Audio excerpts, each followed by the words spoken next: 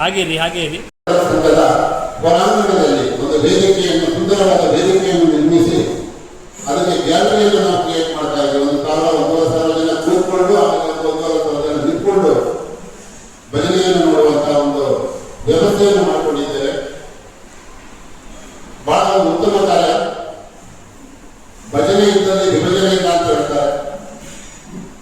ಈ ಭಜನೆ ಕುಣಿತ ಭಜನೆ ಭಜನೋತ್ಸವ, ರಾಜಧಾನಿ ಕುಣಿತ ಭಜನೋತ್ಸವ ಅಂತ ನಾವು ಅದಕ್ಕೆ ಒಂದು ಹೆಸರನ್ನು ಇಟ್ಟಿದ್ದೇವೆ. ಕುಣಿತ ಭಜನೆ ಜೊತೆ ಭಜನೆ ಸ್ಪರ್ಧೆಯನ್ನು ನಾವು ಇಟ್ಕೊಂಡಿದ್ದೇವೆ. ಭಜನಾ ಸ್ಪರ್ಧಿಗಳನ್ನು ಕರ್ನಾಟಕ ರಾಜ್ಯದ ಎಲ್ಲ ಮೂಲೆಗಳಿಂದ ಬರ್ತಾ ಇದ್ದಾರೆ.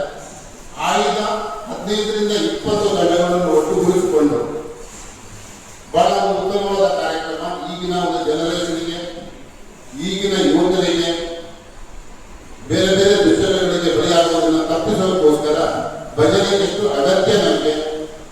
ಹಳೆಯ ಕಾಲದಲ್ಲಿ ಇತ್ತು ಭಜನೆ ಸಂಜೆ ಹೊತ್ತು ನಾವು ಊಟ ಮಾಡೋದು ಮುಂಚೆ ಭಜನೆಯನ್ನು ಮಾಡಿ ಊಟ ಮಾಡುವಂತ ಸಂಪ್ರದಾಯ ಇತ್ತು. ಅದಕ್ಕೆ 1 ಲಕ್ಷ ರೂಪಾಯಿಗಳನ್ನು ಕೊಡ್ತಾ ಇದ್ವಿ. ಇದು ಒಂದು ದುಡ್ಡಿನ ಒಂದು ಪ್ರೋತ್ಸಾಹ ಕೊಡುವ ನಿಟ್ಟಿನಲ್ಲಿ ಇದನ್ನ ನಾವು ಏರ್ಪಡಿಸಿದ್ದೇವೆ. ದ್ವಿತೀಯ ಬಹುಮಾನ 50, ತೃತೀಯ ಬಹುಮಾನ 25.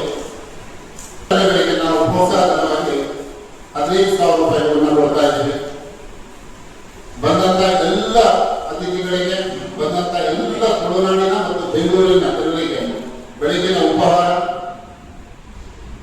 ಒಂದು 500ರಿಂದ 1,000 ಜನರಿಗೆ, ಮಧ್ಯಾಹ್ನ ಒಂದು 3ರಿಂದ 4,000 ಜನರಿಗೆ ಊಟದ ಉಪಚಾರ, ಸಂಜೆ ನಮ್ಮ ದಕ್ಷಿಣ ಕನ್ನಡ ಶೈಲಿಯ ಸಾಂಪ್ರದಾಯಿಕ ಕೋಳಿ ಬಜೆ ಚಟ್ನಿಯನ್ನು ಒಂದು 1,500-2,000 ಜನರಿಗೆ ಕೊಡುವಂತಹ ವ್ಯವಸ್ಥೆ, ಮತ್ತೆ ರಾತ್ರಿ ಊಟ, ಈ ಎಲ್ಲ ವ್ಯವಸ್ಥೆಯನ್ನು ನಮ್ಮ ಕುಳಕೂಟದಲ್ಲಿ ಏರ್ಪಡಿಸಿಕೊಂಡಿದ್ದೇವೆ. ಸಂಜೆ ಸಭಾ ಕಾರ್ಯಕ್ರಮ ನಡೀತಾ ಇದೆ. ಶ್ರೀಯುತ ಶ್ರೀರಾಮ ಮಾನಿಂದ ಸ್ವಾಮಿಯವರ, ಮೋಹನದಾಸ ಪರಮಹಂಸ ಸ್ವಾಮೀಜಿಯವರ ಒಂದು ಆದೇಶದಂತೆ ಈಗ ವಿಶ್ವದಾದ್ಯಂತ ಯುದ್ಧ ಮತ್ತೆ ಬೇರೆ ಬೇರೆ ವಾತಾವರಣಗಳು ಇರುವುದರಿಂದ ಒಂದು ಶಾಂತಿ ಮಂತ್ರವನ್ನು ಮಾಡಬೇಕು. ನಾವೆಲ್ಲ ವಿದ್ಯುತ್ ದೀಪಗಳನ್ನು ಆರಿಸಿ ಸಂಜೆ ಹೊತ್ತಿಗೆ ಹಣತೆಯನ್ನು ಹೊತ್ತಿಸಿ ಒಂದು ವಿಶ್ವಶಾಂತಿ ದೀಪವನ್ನು ಮಾಡುವಂತ ಒಂದು ಪ್ರಯೋಗವನ್ನು, ಅದನ್ನ ಒಂದು ಆಚರಣೆ ಇದೆ. ನಗೇನಪ್ಪ ಒಂದು ಪ್ರದರ್ಶನ ನೀಡಲಿಕ್ಕಿದೆ. ಎಲ್ಲ ಕಾರ್ಯಕ್ರಮಕ್ಕೆ ತಾವೆಲ್ಲ ಬರಬೇಕು. ಈ ಟೈಮ್ನಲ್ಲಿ ಬಹಳಷ್ಟು ಶಿಕ್ಷಕರನ್ನ ನಾವು ವಿತರಣೆ ಮಾಡಿದ್ದೀವಿ. ಈಗಾಗಲೇ ಗುರುಕೂಟದಲ್ಲಿ ಕೆಲವರು 1,000 ಕೆಲವರಿಗೆ ಆಸಕ್ತರಿಲ್ಲದವರಿಗೆ ನಾವು ಧನಸಹಾಯವನ್ನು ಮಾಡಿದ್ದೀವಿ. ಇದೆಲ್ಲ ಕಾರ್ಯಕ್ರಮಗಳನ್ನು ನಾವು ಮಾಡ್ತಾ ಇದ್ದೀವಿ. ನಮ್ಮ ಉದ್ದೇಶ ಓನ್ಲಿ ಮನರಂಜನೆ ಕೊಡೋದಲ್ಲ, ನಮ್ಮ ಆಚರಣೆ, ನಮ್ಮ ಸಂಪ್ರದಾಯವನ್ನ ನಾವು ಬೆಂಗಳೂರಲ್ಲಿ ಒಂದು 8ರಿಂದ 11 ಲಕ್ಷ ರೂಪಾಯಿ ಮಾಡಬೇಕಂತ ಅವರು ಗೌರವಾಧ್ಯಕ್ಷರಾಗಿ ಮಾಡಿದ್ದೀವಿ. ಬೆದಲಾಕೋಟೆಗೆ ಅಧ್ಯಕ್ಷರಾಗಿ ಮಾಡಿದ್ದೀವಿ.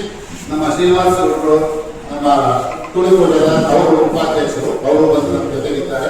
ತುಳುಕೂಟದ ಎಲ್ಲ ಕಾರ್ಯಕಾರಿ ಸಮಿತಿಯವರಿದ್ದಾರೆ. ಭಜನಾ ಕಾರ್ಯದರ್ಶಿಯಾಗಿ ಅಕ್ಷತ ಭಜಪ್ಪ ಇದ್ದಾರೆ. ಜೊತೆ ಕಾರ್ಯದರ್ಶಿ ಅವಿನಾಶ್ ಶೆಟ್ಟಿ ಇದ್ದಾರೆ. ಅರುಣಾ ಶೆಟ್ಟಿ ಅವರಿದ್ದಾರೆ. ಪುಷ್ಪಸ್ವಾಮಿ ಜೈನ್ ಅವರಿದ್ದಾರೆ. ಅವರು ಬಹಳಷ್ಟು ಕೋಲಾರ ಸಂಘದಲ್ಲಿ ಬಹಳಷ್ಟು ಒಂದು ಹೆಸರನ್ನು ಗಳಿಸಿದವರು. ರಾಜ್ ಸಂಪಾಜೆ ಅವರು ಒಬ್ಬ ಕಲೆ ಇದಕ್ಕೆ ಪ್ರೋತ್ಸಾಹ ಕೊಟ್ಟವರು. ಅವರು ಒಬ್ಬರು